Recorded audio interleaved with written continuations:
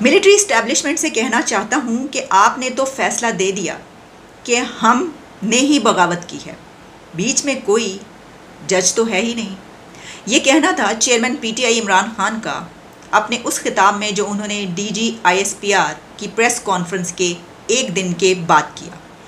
तो हमने इस खिताब के उस हिस्से पर तो बात कर ली थी जिसमें उन्होंने इंटरनेशनल पॉलिटिक्स, अमेरिका, इंडिया और जॉइंट डिक्लेरेशन और पाकिस्तान पर बात की थी, क्योंकि काफ़ी हिस्सा इसी पर मबनी था। लेकिन अब हम बात करेंगे कि उन्होंने DGISPR की प्रेस कॉन्फ्रेंस का क्या जवाब दिया, उनका क्या स्टैंड है, वो क्या कह रहे हैं और आगे क्या होने जा रहा है। सबसे पहले तो जब उन्होंने ये बात की कि मेरे ख़िलाफ़ साजिश हुई है, तो मेरा ये ख्याल था कि वो ये बात कर रहे हैं कि जो 9 मई के वाक़यात हैं वो ये कहा जा रहा है कि उन्होंने साजिश की है, तो नहीं, ये तो उनके ख़िलाफ़ साजिश हुई है। लेकिन इसी के साथ वो कुछ एविडेंसेस भी पेश करेंगे, शवाहिद भी लाएंगे, लेकिन ऐसा नहीं था। वो बात कर रहे थे कातिलाना हमलों की जो उनके पर होते रहे। उनका कहना था कि मुझ पर कातिलाना हमला हुआ, फिर घर पर हमला हुआ, कभी किसी लीडर के साथ ऐसा नहीं होता। जुडिशल कॉम्प्लेक्स में मुझे कत्ल करना था, जुडिशल कॉम्प्लेक्स टेक ओवर कर लिया गया था, उसके कैमरे बंद कर दिए गए थे, उसके दरवाजे बंद कर दिए गए थे, मुझे रोक लिया गया था। अगर आपको याद हो, जब ये वाले दिन थे कुछ अर्सा पहले, तो जुडिशल कॉम्प्लेक्स में उनकी हेयरिंग्स चल रही थी। उस दौरान जब वो वहाँ पर पहुँचे तो कुछ देर के लिए ख़बरें आना बंद हो गई थी। उनको जो हेयरिंग थी उस दौरान बेल मिल गई थी, लेकिन फिर भी उनको वहाँ पर रोक लिया गया था। और फिर उसके बाद पता चला कि IG वहाँ पर पहुँचे, तो वो उसी दिन की बात कर रहे हैं कि उनको वहाँ पर कत्ल किया जाना था, लेकिन वो बच गए। फिर वो कहते हैं कि फिर घर पर मुर्तज़ा भुट्टो टाइप कत्ल होना था।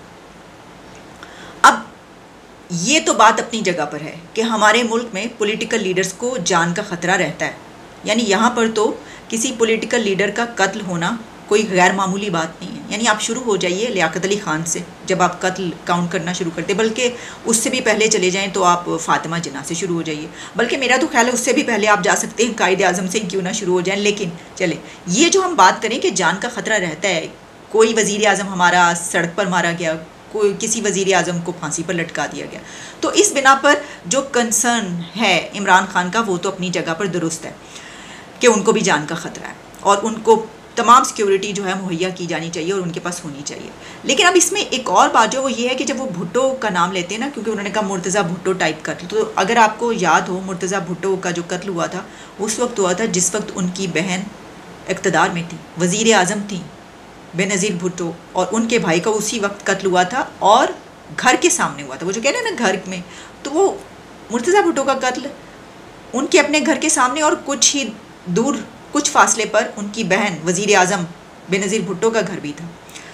तो ये एक लगता है कि फैसिनेशन, अच्छा वो इसलिए कि इमरान खान कई मरतबा अपने आप को जुल्फ़िकार अली भुट्टो से भी मिलाते रहे।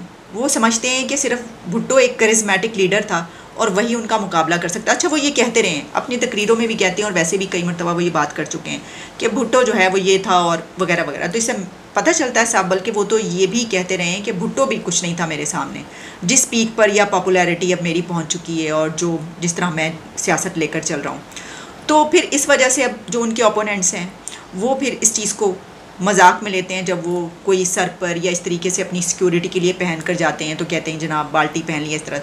तो ये एक बहुत ही एक संजीदा मामला है, ये एक सीरियस इशू है, जान को ख़तरा होना यहाँ पर किसी वज़ीर आज़म या साबिक वज़ीर आज़म की या पॉलिटिकल लीडर की। तो मेरा ख्याल है कि जब इसको आप इस तरीके से किसी चीज़ से उसे फैसिनेट हो के इस तरह की बात करते हैं तो वो ज़रा नॉन सीरियस हो जाती है।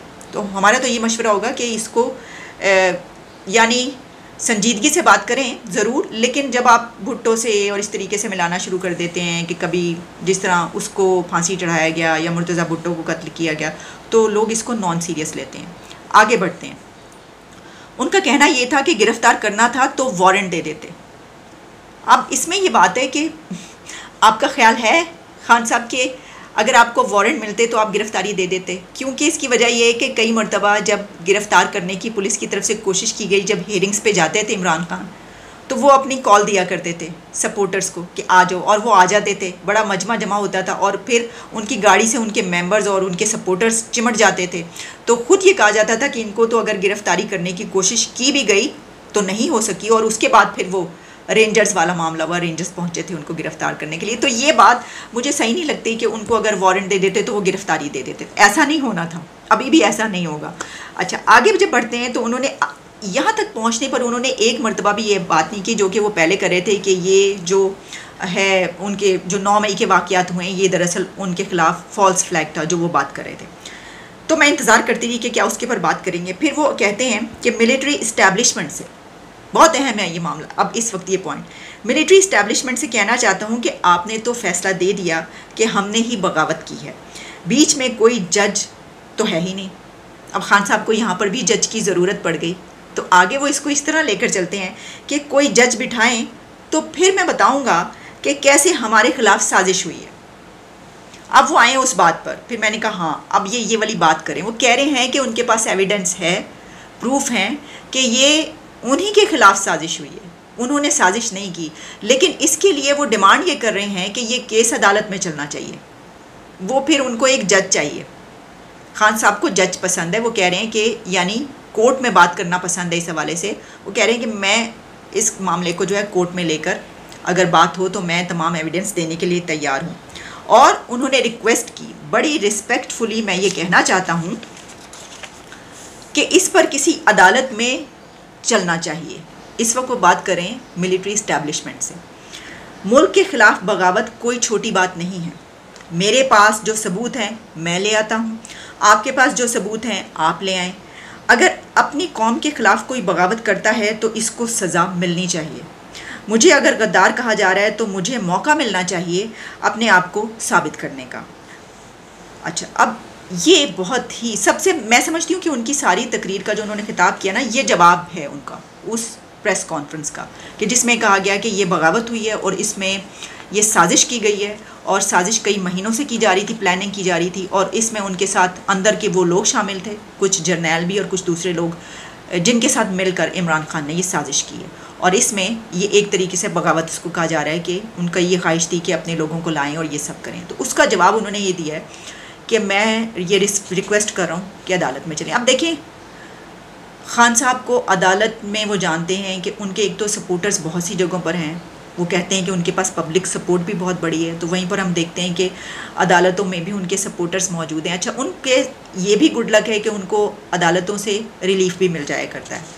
तो हो सकता है कि इस बिना पर वो ये कह रही हूँ कि जब वो अदालत पहुँचेंगे तो ये उनको किसी ना किसी तरह का रिलीफ मिलने की उम्मीद है। लेकिन देखिए ना, ये तो कोई भी मुतालबा कर सकता है, डिमांड कर सकता है कि जनाब इसको जो है आप उधर लेकर जाएं। लेकिन दूसरी तरफ से जो बात हो रही है वो मिलिट्री कोर्ट की हो रही है। इमरान खान जो इस वक्त बात कर रहे हैं वो मिलिट्री कोर्ट की बात नहीं कर रहे, वो सिविल कोर्ट की बात करें कि वहाँ पे एक केसेस जैसे चलते हैं उस तरीके से ये केस चलना चाहिए।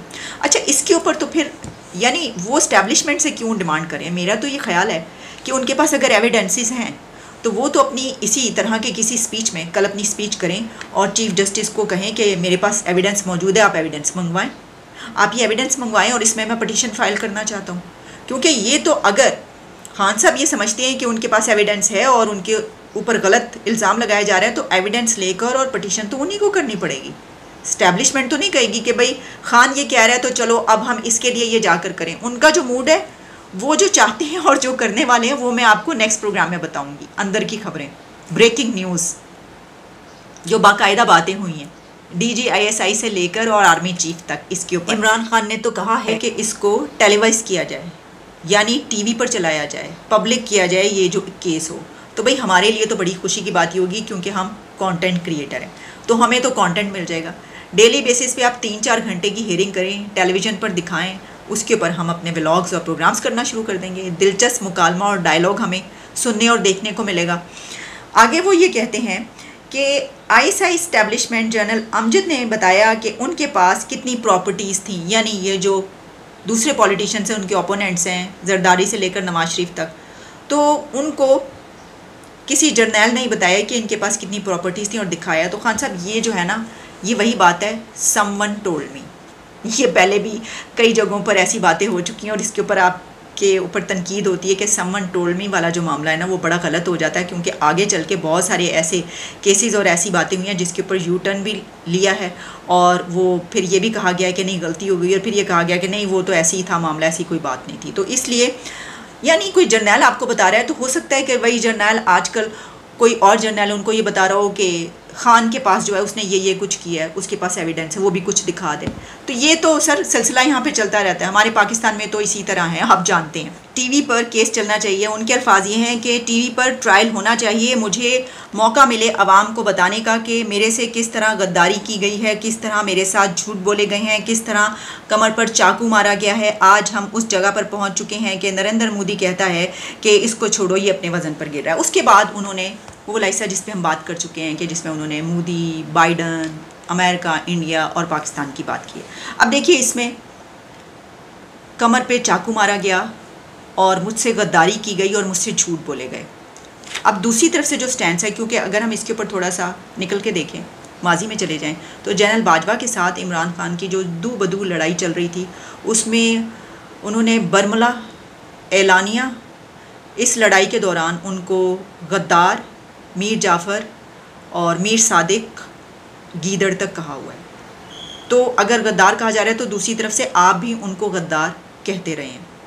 मसला ये है, अब हम तो खिलाफ हैं कि किसी को भी गद्दार कहा जाए, लेकिन ये तो दो तरफा ट्रैफिक है। अच्छा, कमर पे छुरा घोंपने की बात, वो वाली बातें भी होती रही, तो जनरल बाजवा के हवाले से भी ये बात होती रही है कि कमर पे छुरा घोंपा गया। अच्छा, वो खुद से फिर इस तरह की बहुत सारे इंटरव्यूज़ जो जनरल बाजवा की बातें बाहर आती रहीं, वो किस तरीके से कि जनाब उनके साथ ये किया गया, कहा ये था, हुआ ये, फिर ये हुआ, फिर ये हुआ, ये एक पूरा सागा चलता रहा है।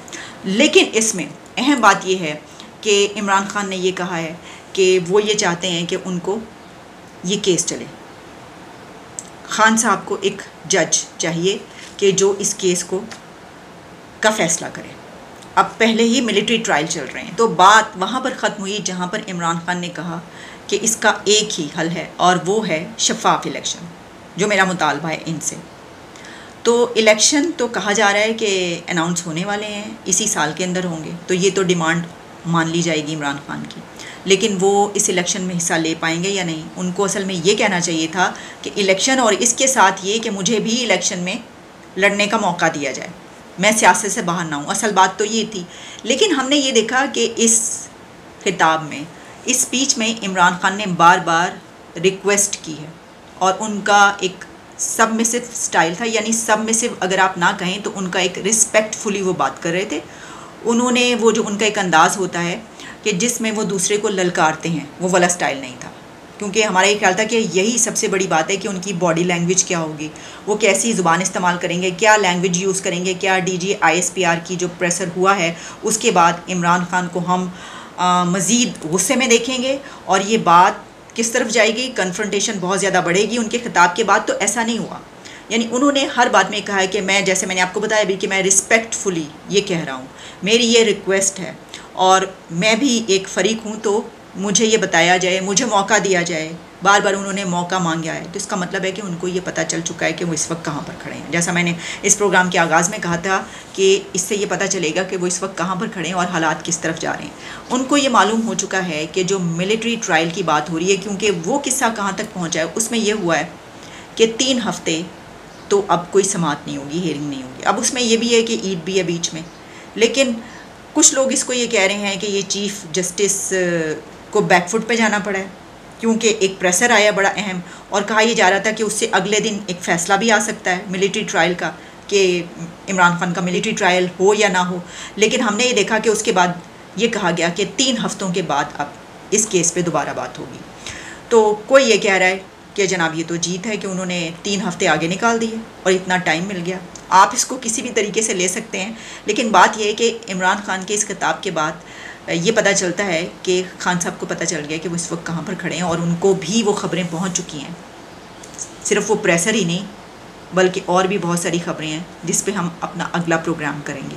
लगता है कि इमरान खान तक भी वो ख़बरें पहुँच चुकी हैं कि जो आर्मी चीफ़ ने और DGI ने कहीं पर बातचीत की है, जो बातें कही जा रही हैं, कुछ जर्नलिस्ट इसके हवाले से बात करते हुए नज़र आ रहे हैं, और वो वहाँ पर बड़ी तादाद जर्नलिस्टों की मौजूद थी, तो ऑब्वियसली वो भी इस तरह की बातें कर रहे हैं और दूसरों को भी बता रहे हैं कि वहाँ पर क्या बातें हुई हैं। तो उसमें जो स्टैंस है वो इस स्पीच से लगता है कि इमरान खान को भी मालूम हो गया। तो अगले प्रोग्राम तक के लिए इजाज़त दीजिए, आपसे दोबारा मुलाकात होती है।